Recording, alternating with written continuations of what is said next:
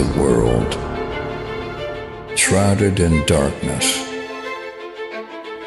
The darkness we see is not merely the absence of light, but a profound shadow cast by the weight of human sin, a separation from the light of God. Yet, in the midst of this darkness, a Savior emerges, Jesus Christ, the light of life, stepping into our brokenness to bring salvation. Selamat bergabung di komunitas The Power of Love dan nikmati penjelasan dari hambanya yang menyampaikan firman Tuhan hari ini. Dan jangan lupa subscribe, like, komen, dan share. Terima kasih. Salam benarnya. Oke, kesaksian juga bingung juga nih. Tapi nggak apa-apa lah. Saya ambil dari Yehezkiel 36 ayat 24. Yehezkiel 36 ayat 24. Aku akan mengambil kamu dari bangsa-bangsa dan mengumpulkan kamu dari semua negeri, serta akan membawa kamu kembali ke tanahmu. Aku akan mengambil kamu dari bangsa-bangsa. Saya merasakan memang dari sejak kecil, dari sejak dalam kandungan pun, saya udah dikandung oleh ibu saya dengan beriman kepada Tuhan Yesus sampai saya lahir, bertumbuh sampai SD, SMP, SPG, saya dulu SPG, lalu kuliah. Bisa dikatakan bertumbuhnya iman percaya saya itu mulai dari kuliah lah ya, mulai dari SPG, di mana ketika itu begitu saya melihat guru agama saya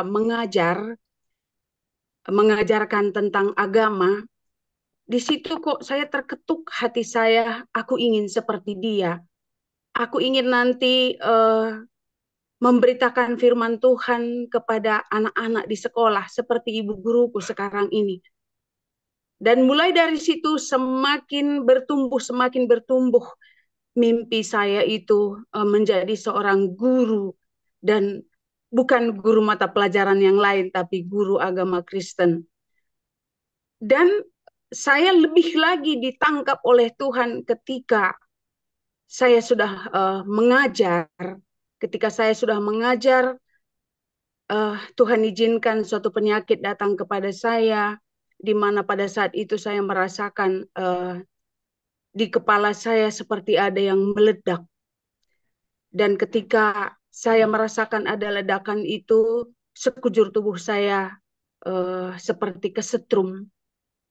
Nah, dan saya berobat ke rumah sakit, namun sampai 3 hari tidak ada perubahan.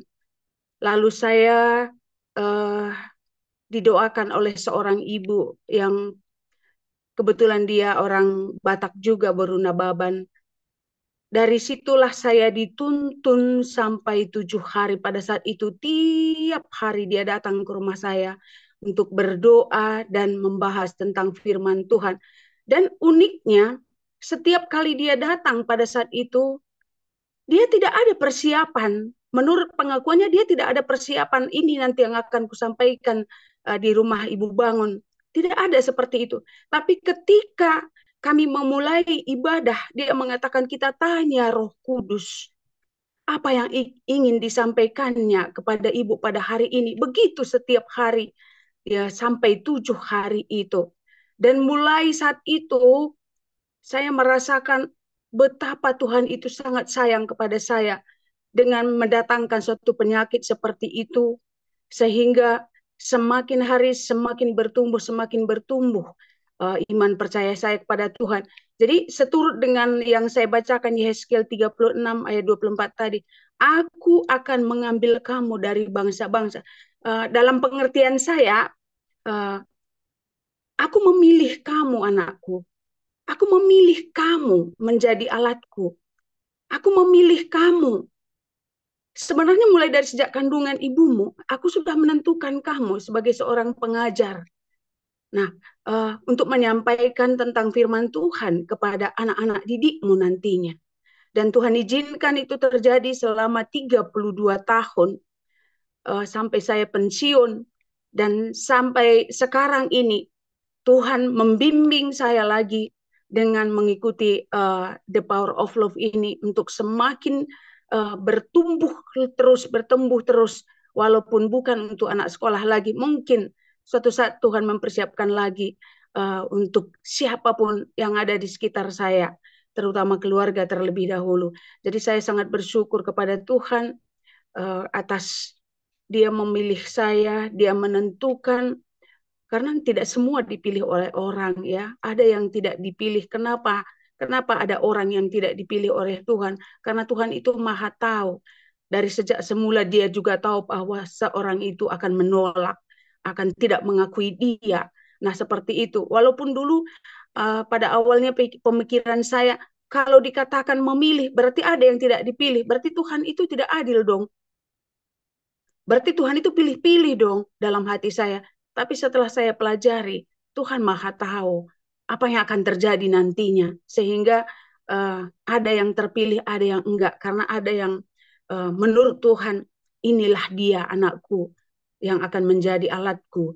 Tapi yang ini tidak bisa. Kenapa? Karena memang hatinya bebal. Nah, seperti itu ya.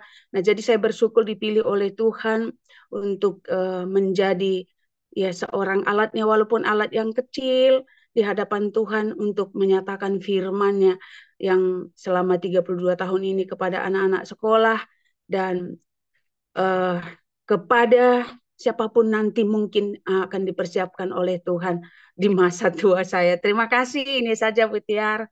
Terima kasih. Wow, luar biasa. Makasih banyak Bu Nelly buat firman-Nya yang sudah menguatkan kita. Dan ya, saya juga turut terharu gitu ya. Ternyata benar Tuhan itu sejak dari awal sudah mempersiapkan ya Bu ya. Dahsyat ya firman-Nya. Baik, Tuhan berkati terus Bu Nelly bersama dengan keluarga, terutama buat Bapak Maranatha Manik ya. Shalom. Baik, Bu Elpina chat di room ya. Dia bilang lanjut saja. Silakan kesempatan kalian berikan kepada Bapak Tamrin. Silakan Pak Tamrin Raja Gugu. Selamat pagi Bapak Ibu. Ya, selamat pagi Pak Tamrin. Ya, firman Tuhan yang mau saya bagikan pagi hari ini dari Filipi pasal 4 ayat 19. Demikian firman Tuhan. Allahku akan memenuhi segala keperluanmu menurut kekayaan dan kemuliaannya dalam Kristus Yesus. Ya, temanya secara sederhana pemeliharaan Tuhan bagi hamba-hambanya dan anak-anaknya. Renungan saya sepanjang 1 minggu ini tentu di tengah-tengah perjalanan hidup, demikian juga kesulitan, juga keuangan dan juga ekonomi di sekitar kita juga. Tuhan mengingatkan pemeliharaan Tuhan bagi hamba-hambanya. Tuhan ingatkan saya dengan Elia, bagaimana Tuhan memelihara hidupnya Elia dalam 1 Raja-Raja pasal 17 ayat 1 sampai ayat yang ke-6. Di dalam perjalanan hidupnya Elia, dia menyampaikan kebenaran kepada Raja Ahab karena Raja Ahab menolak untuk tunduk kepada Allah, karena Elia memperingatkan Raja Ahab dan istrinya Izebel ketika mereka membuat Baal atau menyembah kepada Baal, dan Tuhan dan Elia bersungguh hati berdoa kepada Tuhan untuk tidak datang hujan selama 3,5 tahun. Tetapi di dalam perjalanannya Tuhan memimpin dia untuk bersembunyi di tepi sungai Kerit. Tuhan memelihara hidupnya Elia di sana setiap hari dan setiap pagi dan petang. dengan mengirimkan burung gagak untuk membawa makanan, daging dan roti, dan dia minum dari air Sungai Kerit. Dalam perenungan saya, resiko hamba-hamba Tuhan selalu ada. Resikonya menyampaikan kebenaran pun ada. Tetapi pemeliharaan Tuhan bagi hamba-hambanya selalu tersedia. Baik pemeliharaan secara jasmani maupun rohani. Tuhan izinkan Elia di sana bukan waktu yang sangat singkat, tapi waktu 3,5 tahun dia dipelihara Tuhan. Kitab Yakobus menuliskan juga bahwa Elia juga manusia biasa, tapi dia berdoa kepada Tuhan supaya selama 3,5 tahun tidak datang hujan, Tuhan mengizinkan itu. Demikian juga kita hamba-hamba Tuhan dan juga anak-anak Tuhan. Dalam perjalanan hidup ini pasti ada selalu resiko yang harus kita hadapi. Ketika menyampaikan kebenaran pun ada resiko. Tetapi pemeliharaan Tuhan bagi hamba-hambanya sempurna. Kita harus meyakini itu. Jadi tidak sedikit yang saya tahu ya, demi kenyamanan hidup, ada juga hamba-hamba Tuhan lebih memilih tidak menyampaikan kebenaran supaya nyaman hidupnya. Tapi Elia, dia dengan tegas memperingatkan Raja Ahab ketika Raja Ahab membuat Baal untuk penyembahannya, dan bahkan nyawanya Elia pun terancam. Dia diperhadapkan dengan istri Isabel, istrinya Raja Ahab, sehingga dia pun nyawanya terancam. Oleh sebab itu, sama seperti firman Tuhan yang dituliskan oleh Paulus kepada kita dalam Filipi pasal 4 ayat 19, lagi saya bacakan. Allahku akan memenuhi segala keperluanmu menurut kekayaan dan kemuliaannya dalam Kristus Yesus. Dalam kondisi apapun kita saat ini, firman Tuhan ini berlaku untuk kita semua hamba-hamba Tuhan dan anak-anak Tuhan, bahwa Tuhan sanggup memelihara hidup kita, memenuhi apa yang kita butuhkan sampai saat ini. Tuhan Yesus memberkati. Shalom.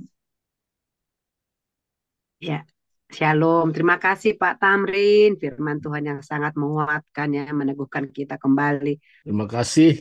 Ya, waktu saat ini saya bersaksi bagaimana Tuhan senantiasa memberikan kekuatan dan kekuatan. Dasar ayat firman Tuhan, Roma pasal 8 ayat 28. Allahku turut bekerja dalam segala sesuatu untuk mendatangkan kebaikan bagi mereka yang mengasihi Dia dan juga bagi mereka yang terpanggil sesuai dengan kehendak Tuhan. Nah, yang saya saksikan dalam melayani Tuhan dan pekerjaannya saat ini tidak selalu hal-hal menyenangkan dihadapi. Saya punya pengalaman kemarin dengan hambanya Ibu Tiar pergi ke satu rumah dan banyak komplain-komplain, mempersalahkan, tapi itu saya petik menjadi sebuah pembentukan bagi saya supaya saya semakin berkenan kepada Tuhan. Allah turut bekerja dalam segala sesuatu. Artinya, kadang-kadang orang lain Tuhan pakai untuk mengoreksi, mengintrospeksi. Saya hanya berkata, maafkan saya, supaya ada perbaikan ke depan. Lebih baik lagi. Jadi saudara kasih Tuhan, kadang-kadang kita merasa sudah pas, tapi ada penilaian orang lain yang kurang pas.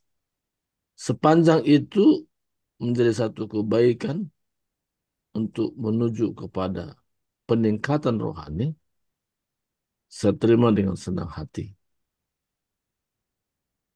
Dalam hal ini saya bisa melihat bagaimana Tuhan menyatakan kasih-Nya bukan hal-hal bentuk pujian, tapi kritikan itu pun adalah salah satu bentuk Tuhan izinkan terjadi sehingga ada peningkatan-peningkatan serohani. Saya bersyukur semuanya, apakah pujian atau kritik, semuanya kalau pusat kepada Tuhan dan kita melihat bagaimana Tuhan bekerja di tengah-tengah kehidupan sekarang ini, Tuhan senantiasa menyatakan kehendak-Nya. Jadi ini namanya sekolah kehidupan, School of Life. Nah, kalau kita merelakan diri untuk masuk sekolah kehidupan, terutama saya sebagai hamba Tuhan yang sudah panggil dan Tuhan sudah pilih, dan saya melihat ke depan bagaimana Tuhan bekerja lebih jauh lagi. Kenapa? Dalam hati saya, segala sesuatu yang saya lakukan untuk Tuhan, bukan untuk manusia. Jadi saya penuh optimis ya. Tuhan akan memakai dengan dahsyat dan melayani bukan hanya kalangan kelompok kecil, tapi Tuhan akan memakai lebih luas lagi. Dan bukan hanya kepada saya Tuhan kerjakan, tapi kepada semua yang kita terlibat dalam komunitas The Power of Love ini. Jadi kemarin bentuk kritikan itu saya petik menjadi jembatan untuk meningkat secara rohani ke hal yang depan yang Tuhan persiapkan lebih lagi. Tuhan berkati, serahkan kembali kepada Ibu Tiar.